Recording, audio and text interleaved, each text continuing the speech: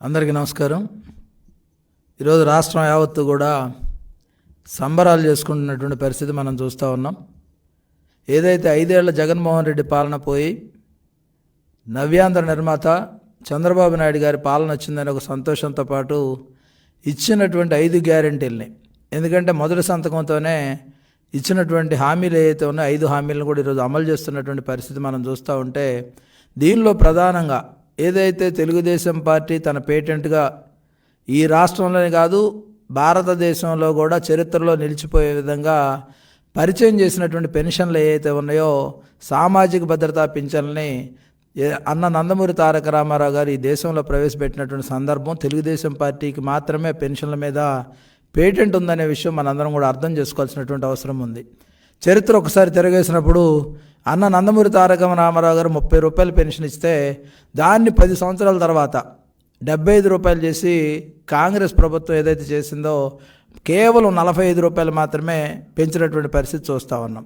ఆ 75 రూపాయలని చంద్రబాబు నాయుడు గారు 200 రూపాయలు చేసినటువంటి పరిస్థితి. దాంతోపాటుగా గత ఎన్నికల్లో 2019 ఎన్నికల్లో జగన్మోహన్ రెడ్డి పెన్షన్లు 2000 నుంచి 3000 పెంచుతారని ఊదరగొట్టి ఆ 3000 రూపాయలను కూడా దశల వారీగా పెంచినటువంటి పరిస్థితి మనం చూస్తూ ఉన్నాం. వృద్ధులు, వికలాంగులు, అదేవిధంగా వితంతువులు అందరూ కూడా ఆ పెన్షన్ కోసం ఎదురు చూసి అప్పుడు 250 అని సంవత్సరానికి 250 రూపాయల చొప్పున పెంచి ఆఖరణ దిగిపోయే ముందు 3000 చేసినటువంటి పరిస్థితి మనం చూస్తూ ఉన్నాం. కానీ చంద్రబాబు నాయుడు గారు సూపర్ 6 అనౌన్స్ చేసిన తర్వాత ఆ సూపర్ 6లో భాగంగా 4000 రూపాయలు పెన్షన్ చేస్తానని చెప్పడమే కాకుండా అధికారంలో లేని 3 నెలలు కలిపి రేపు 1వ తారీఖున 7000 రూపాయలని ఇవ్వడానికి కేబినెట్ కూడా ఆమోదం తెలియజేసినటువంటి పరిస్థితుల్లో ఈరోజు ప్రత్యేకంగా వృద్ధులు కానీ, దివ్యాంగులు కానీ, వితంతువులు కానీ, ఎవరైతే సామాజిక పెన్షన్ల మీద, భద్రతా పెన్షన్ల మీద ఆధారపడి ఉన్నటువంటి వ్యక్తులు ఈరోజు ఎదురు చూస్తూ ఉన్నారు. వాళ్ళందరికీ కూడా చంద్రబాబు నాయుడు గారు చేసిన దాన్ని చూసి హర్షాతిరేకాలు వ్యక్తం చేస్తున్నటువంటి పరిస్థితి ఈ రాష్ట్రంలో ఉంది. దాంతోపాటుగా జగన్మోహన్ రెడ్డి ఎన్నికల్లో గత నెలలో ఎన్నికల సమయంలో కూడున్న సమయంలో ఈ పెన్షన్లు ఇంటింటికి పంపించేటటువంటి పెన్షన్లు కావాలని ఎన్నికల స్టంట్ కోసం ఆపినందువల్ల దాదాపు 50 నుంచి 80 మంది వృద్ధులు మరణించినటువంటి పాపం కూడా జగన్మోహన్ రెడ్డి వెంటాడిందనే విషయం కూడా జగన్మోహన్ రెడ్డి అర్థం చేసుకోవాలి. ఎందుకంటే హామీ ఇవ్వటం, హామీ తప్పుకోవటం జగన్మోహన్ రెడ్డికి అలవాటు అయినటువంటి పరిస్థితి చూస్తూ ఉన్నాం.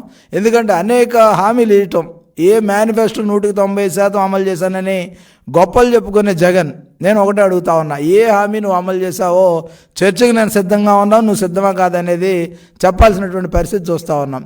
ఈరోజు ఈ పెంచినటువంటి 4000లోనే దాదాపుగా చంద్రబాబు నాయుడు గారే 2845 రూపాయల పెన్షన్ని, మళ్ళీ ఒకసారి చెప్తా ఉన్నా, చంద్రబాబు నాయుడు గారు ఈ 4000 పెన్షన్ పెంచిన తర్వాత కూడా ఆయన చంద్రబాబు నాయుడు గారు ఎంత ఇచ్చారంటే 2845 రూపాయలు ఆయన చేతుల మీదుగా పెంచారు తప్ప మిగతా అందరు కలిసి పెంచిన కేవలం 1100 చిల్లరే. ఎందుకంటే ఈరోజు పెద్ద ఎత్తున ఈ వృద్ధులు కానీ, వితంతువులు కానీ, దివ్యాంగులు కానీ వీళ్ళందరూ కూడా ఎదురు చూస్తూ ఉన్నారు. గతంలో కూడా ఒంటరి మహిళలకు కూడా పెన్షన్ ఇవ్వాలనే ఒక సామాజిక బాధ్యత చంద్రబాబు నాయుడు గారికే ఉంది.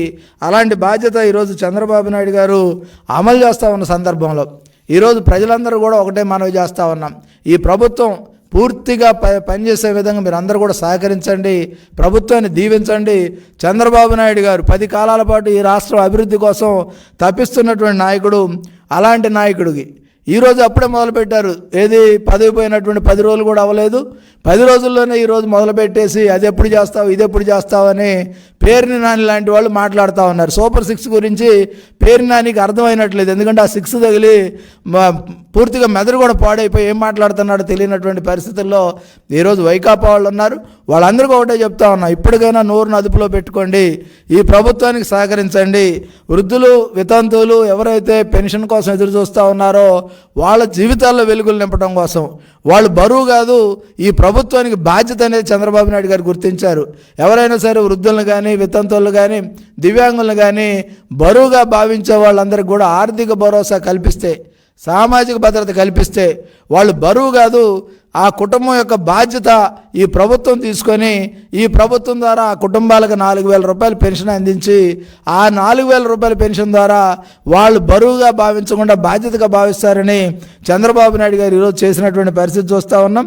అంతేకాకుండా మళ్ళీ ఒకసారి గుర్తు చేసుకోవాలి, జగన్మోహన్ రెడ్డి గారు పెన్షన్ల విషయంలో చేసినటువంటి విధానం.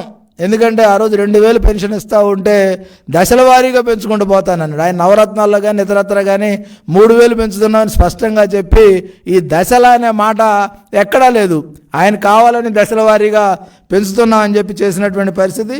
అంతేకాక 2014 జూన్ నాటికి 39 లక్షలు ఉన్న పెన్షన్ని చంద్రబాబు నాయుడు గారు 54,25,000 పెంచినటువంటి పరిస్థితి. అదే కాకుండా జగన్మోహన్ రెడ్డి కూడా ఎక్కడా కూడా పెన్షన్లు పెంచినటువంటి పరిస్థితి లేదు. ఈరోజు డప్పు కళాకారులు కానీ, చెప్పులు కుట్టేవాళ్ళు కానీ, చర్మకారులు కానీ ఈరోజు గౌరవంగా బతకాల్సినటువంటి ఎవరైతే సమాజానికి దూరంగా ఉన్నటువంటి వ్యక్తులు, సమాజాన్ని దూరంగా పెట్టినటువంటి వ్యక్తులు ఈరోజు వాళ్ళు గౌరవప్రదంగా బతికే విధంగా చంద్రబాబు నాయుడు గారు డప్పు కళాకారులకి, చెప్పులు కుట్టే వాళ్ళకి, చర్మకారులకు కూడా పెన్షన్ ఇచ్చి తన ఉదారత చాడుకున్నటువంటి వ్యక్తి చంద్రబాబు నాయుడు గారు. ఈరోజు కూడా చంద్రబాబు నాయుడు గారికి మనవి చేస్తూ ఉన్నాం, ఇంకా గుర్తించాల్సినటువంటి డప్పు కళాకారులు కానీ, చెప్పులు కుట్టేవాళ్ళు కానీ, చర్మకారులు కానీ ఎవరైతే గౌరవప్రదంగా ఈ సమాజంలో బ్రతకాలనుకున్నారో వాళ్ళందరినీ కూడా మళ్ళీ కూడా కొంతమందిని యాడ్ చేయాల్సినటువంటి అవసరం ఉంది. దాన్ని కూడా చేయాల్సినటువంటి పరిస్థితి అనేది కూడా మా పార్టీ ద్వారా మేము కూడా చంద్రబాబు నాయుడు గారికి తెలియజేయడం జరుగుతూ ఉంది. అదేవిధంగా ఈ పెన్షన్లన్నీ కూడా 1వ తారీఖున కార్యాలయాల్లో ఎవరైతే సచివాలయాల్లో ఉన్నటువంటి వ్యక్తుల ద్వారా ఇంటింటికి పంపడం జరుగుద్ది. 1వ తారీఖు అందరికీ అందిస్తాం. ఎక్కడా కూడా ఎవరో కూడా తొట్టుబాటు పడొద్దు, తొందరపడొద్దు. చెప్పే మాటలు ఏదైతే జగన్మోహన్ రెడ్డి అనుకో చెప్పే మాటలు ఎవరు కూడా నమ్మొద్దు. మీ ఇంటికి నేరుగా పెన్షన్ 7,000 రూపాయలు వస్తూ ఉంది. వాటితో పాటుగా ప్రతి నెల మీకు ఈ పెన్షన్ అందించేటటువంటి బాధ్యత కూడా ఈ ప్రభుత్వం తీసుకొని ప్రతి నెల 4,000 రూపాయల పెన్షన్ని మీ ఇంటికి పంపించడం జరుగుద్ది. దాంతోపాటుగా ఇచ్చినటువంటి హామీలన్నీ కూడా అమలు చేయడం అనేది చంద్రబాబు నాయుడు గారికి సాధ్యం. ఈ రాష్ట్రంలో స్వర్ణయుగం ప్రారంభమైంది. ఆ రోజు చరిత్రలో చెప్పుకునే వాళ్ళం గుప్తుల స్వర్ణయుగం అని. రాబోయే రోజుల్లో చంద్రబాబు నాయుడు గారు ఈ రాష్ట్రంలో స్వర్ణయుగాన్ని స్థాపించబోతా ఉన్నారు. ఒక పక్క ఏదైతే ఆదాయాన్ని పెంచినటువంటి ఆదాయం ద్వారా ఈ సామాజిక న్యాయం ద్వారా అందరూ కూడా ఏదైతే ప్రత్యేకంగా వెల్ఫేర్ ఉందో, సంక్షేమం ఉందో, ఈ సంక్షేమాన్ని అమలు చేసే విధంగా కూడా చంద్రబాబు నాయుడు గారు చర్యలు తీసుకుంటా ఉన్నారు. తప్పకుండా ఈ ప్రభుత్వం పేదల ప్రభుత్వం, పేదలను ఆదుకోవటం, పేదల యొక్క కష్ట సుఖాలను చూడటం, వాళ్ళకి కావాల్సినవి కూడా అందించే విధంగా కూడా చంద్రబాబు నాయుడు గారు చేయబోతా ఉన్నారు.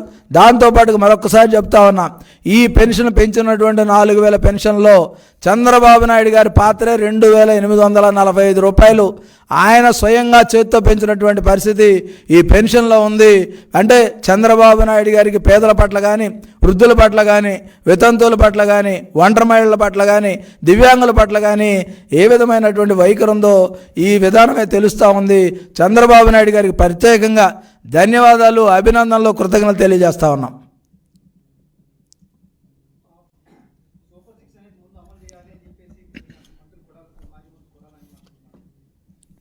ఈరోజు సూపర్ 6లో అన్నిటితో పాటు 5 హామీలు ఏదో మొదటి సంతకంగా ఇచ్చారో అవి అమలు చేస్తూ ఉన్నాం.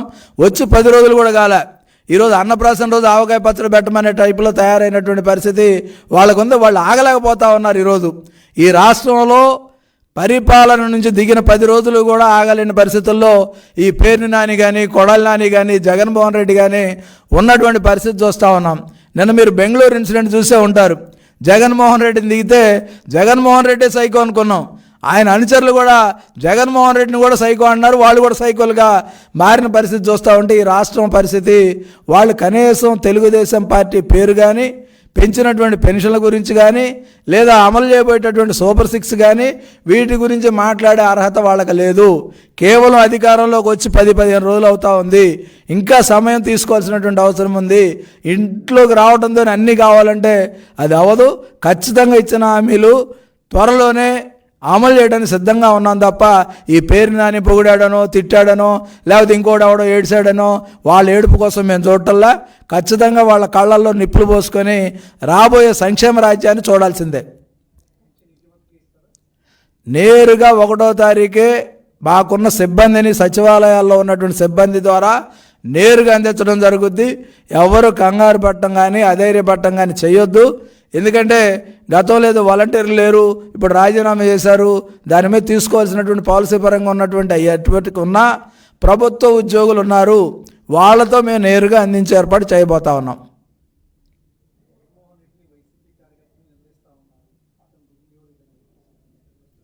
జగన్మోహన్ రెడ్డి ఆదరాబాదరాగా తన అనుయాయులకి పెద్ద మొత్తంలో అందించాల్సినవి అందించేశాడు.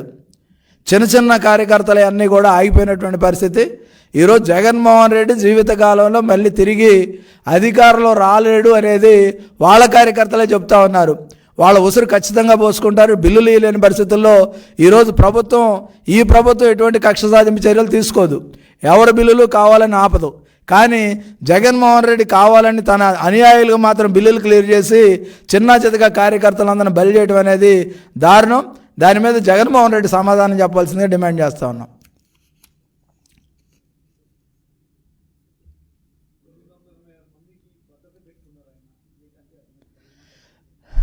జగన్మోహన్ రెడ్డికి మొదటి నుంచి కూడా భయం ఉండబట్టే పరదాలు పెట్టుకున్నారు. ఈరోజు సెంట్రల్ జైలుకు కూడా లేనటువంటి సెక్యూరిటీ తన ఇంటికి పెట్టుకున్నటువంటి పరిస్థితి. దాంతోపాటుగా హెలిప్యాడ్ కూడా ఇంట్లోనే ల్యాండ్ అవుద్ది ఆయనకి.